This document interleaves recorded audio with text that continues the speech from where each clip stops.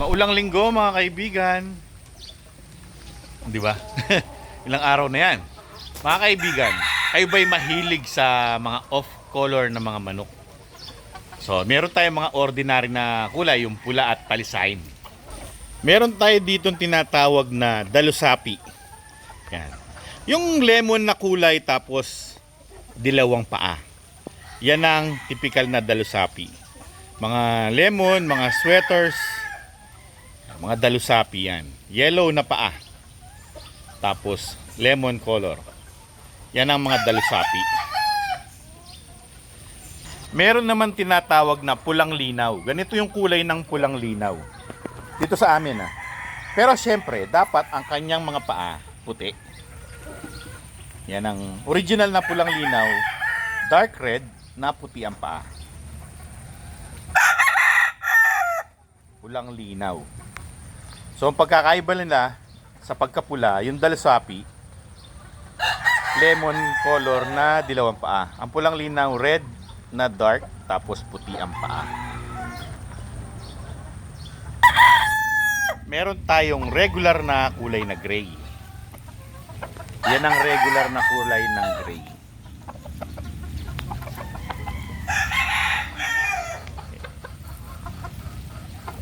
Yan ang regular gray Yung green legs, tapos talisain na medyo talisain pati yung mga pakpak.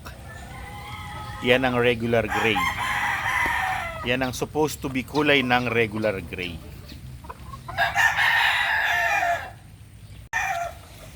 Isa pang variation ng talisain ito.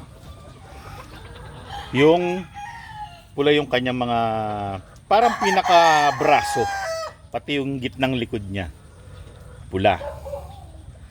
So yan naman ang ibang klase ng gray. Ayan. Ito naman puti yung paa. So well mga kaibigan, yan yung mga typical na kulay, yung pula tapos gray. Pero meron silang variation, yung pula may dalusapi, may pulang linaw. Tapos yung gray naman, meron din marang mga variation din. So, eto naman yung mga off-color na gusto ng mga may hilig sa mga off-color. Syempre yan. Halos yan ang favorite ng mga mahilig sa off-color. Bulik.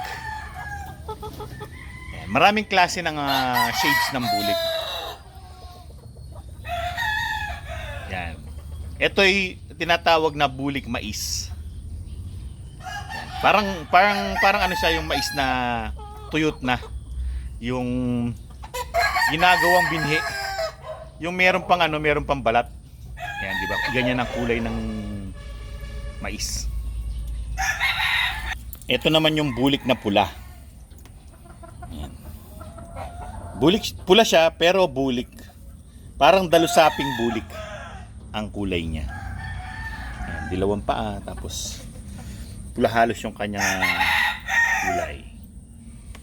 Malaki na yung palong pero hindi pa pwedeng pungusan. Lumalaki pa Lalaki pa to ng konti pa yung palong niya. So yan ang pulang bulik.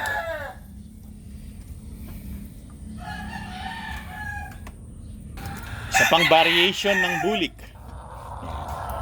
Pulang bulik pero medyo light ng konti. Yan ang kulay niya. Medyo light ng konti sa pulang bulik. Pero pulang bulik din yan. Maliit pa yung palong. Hindi pa pwedeng pungusan. Kasi lalaki pa yan Pumoporma-porma na. Ito naman ang tinatawag na bulik sigay. Parang yung sa sungka, yung sigay, yung mga shell. Ganyan ang kulay nun. Yan ang bulik sigay.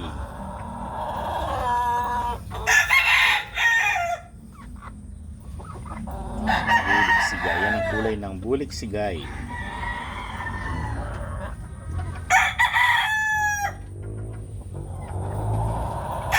So marami pang mga kulay ng bulik mga kaibigan. Hindi lang yun. Meron pang bulik buhaya. Meron pang golden bulik. Tapos marami pang black bulik. Marami pang uri ng mga bulik. Ilan lang yung nasa akin eh. So, yan lang ang maipapakita ko sa inyo. Tapos, ang pangalawang favorite ng mga mahilig sa off color, syempre, mga puti. So, ito yung pure white. Pag ang pure white, bagong lugon, white na white talaga siya. Pero kada tumatanda yung kanyang pagiging white, parang naninilaw ng konti yung sa taas niya. So, yan ang pure white namin. So, maraming variation yung mga white. May pure white, may sarasa, meron din bangkas. So, ito, pure white ito. Siyempre, ito naman yung tinatawag na sarasa sa amin. Ayan pa yung kapatid niya. Dalawa yan. Yung puti na may mga halong iba-ibang kulay. May pula, minsan may talisay, may bulik na lumalabas dyan sa mga nakasuksok na kulay na yan. Tawag dito sa amin sa Arayat, Pampanga, sarasa. Tapos mayroon pang isang variation ng puti. Yung tinatawag sa amin dito yun eh. Dito tawag sa amin ha. Sa iba-iba yung tawag eh. Bangkas ang tawag. Yung puti na pula yung pulok, tapos pula yung pakpak. Bangkas sa amin ang tawag doon. Sa iba, tawag ata doon, hindi ko alam, sinibala. Basta, hindi ko alam eh. Basta dito sa amin, sarasa to. Yun namang pula yung pulok, tsaka pakpak, sarasa sa amin. So, yan ang sarasa. So yun ang mga paborito ng mga mahilig sa off color mga kaibigan. Yung bulik, tsaka yung puti. Yung kadalasang favorite ng mga mahihilig sa off color. Pero marami ding mahihilig sa mga gold. Katulad nito. Tinatawag tong gold o kaya tinatawag din to dito sa amin na malatuba. Ayan. Malatuba. Tawag yan. Gold. Yung dibdib niya brown. Tapos yung pulok niya brown. Tapos merong iba-ibang variation din ng gold eh. Merong mas light dyan, merong mas dark dyan. So isa to sa mga variation. Tawag dito sa amin ito, malatuba. Yan ang kulay. Malatuba ang kulay. Sa mga mahihilig sa black, ito naman yung tinatawag na alimbuyugin. Yan. Yan ang alimbuyugin. Tandang pa yung akin. Yan, itim yung paa, itim yung mata, itim yung pinaka-undercoat niya, yung balahibo niya sa ilalim, itim. Alimbuyugin. Minsan may mga nako-confuse sa hats at alimbuyugin. Yung mga ang tawag dito, yung mga hats looking na tinatawag nilang mayahin. Dark legs din kasi yun eh, green-legged or blue-legged. Mayahin. Wala akong mayahin. Isa pang variation ng talisain. Ito'y combination ng black at gray. Hiraw. Yan. Yan ang kulay ng hiraw. Pero merong ibang variation ng hiraw. Merong madilaw-dilaw ng konti. Meron namang light katulad nito. Meron namang mas dark pa sa kanya. Ang hiraw. Dirty gray. O black gray. Yan ang itsura ng hiraw. Sa akin meron pang ibang klaseng hiraw. Merong madilaw-dilaw na hiraw. Maganda rin yun. Yung dilaw, parang talisayin na madilaw-dilaw. Tapos black yung pinakabalahibo niya sa ilalim ng yung buntot. Yung sa gitna ng saddle feather at buntot. Yan yung pagitan. Yan dark ang kulay. Dapat white yan. Kung regular na gray. Pero kung hiraw, yan, parang maitim-itim. So yan ang aking hiraw na si Batman. So well mga kaibigan, yan ang mga off color dito sa aming manukan. So, isa pa to sa mga off-color dito.